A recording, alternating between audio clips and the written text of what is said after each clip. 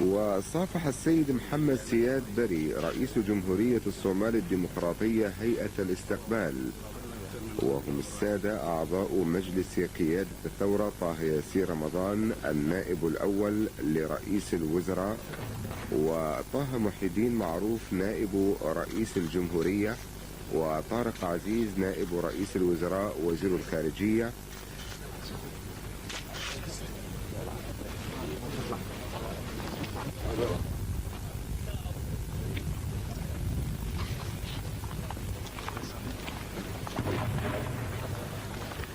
وبينما كانت المدفعية تطلق 21 إطلاقة تحية للرئيس الضيف، اعتلى السيد الرئيس القائد صدام حسين وضيفه السيد محمد سياد بري رئيس جمهورية الصومال الديمقراطية منصة التحية.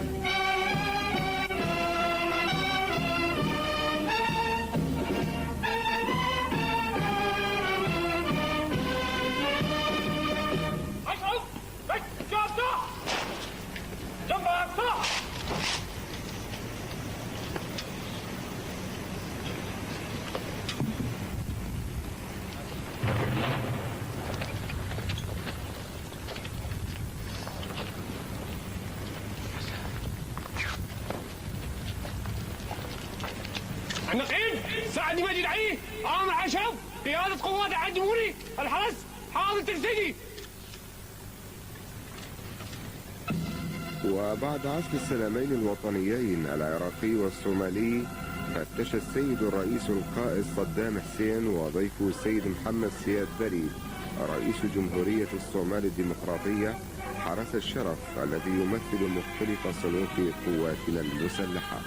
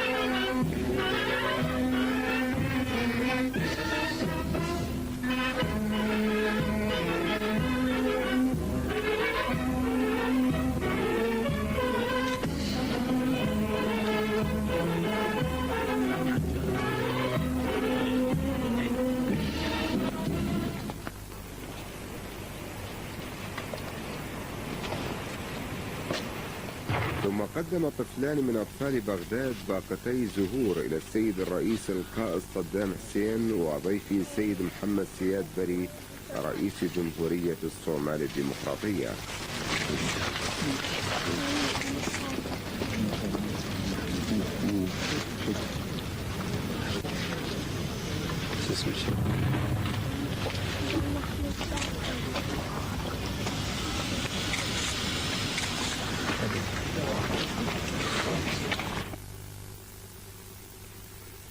بعدها صافح الرئيس الضيف السادة أعضاء مجلس قيادة الثورة والسادة الوزراء والسيد أوميد مدحت مبارك وزير العمل والشؤون الاجتماعية رئيس بعثة الشرف المرافقة للرئيس الضيف وسفير وأركان سفارة جمهورية الصومال الديمقراطية في بغداد والسفير العراقي في مقاديشو.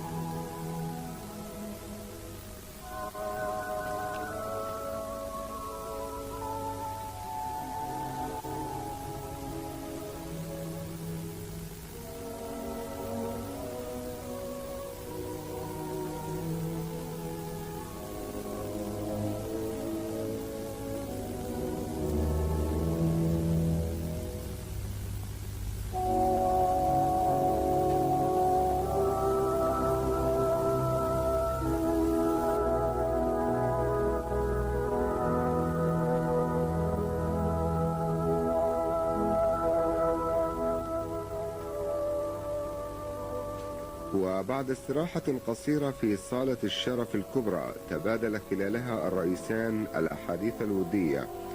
صاحب السيد الرئيس القائد صدام حسين أخاه السيد محمد سياد بري رئيس جمهورية الصومال الديمقراطية في موكب رسمي بجولة حرة في مدينة بغداد، حيث اطلع الرئيس الضيف على التطور والنهضة العمرانية التي تشهدها عاصمة النصر والسلام والمعالم التراثية للمدينة الخالدة.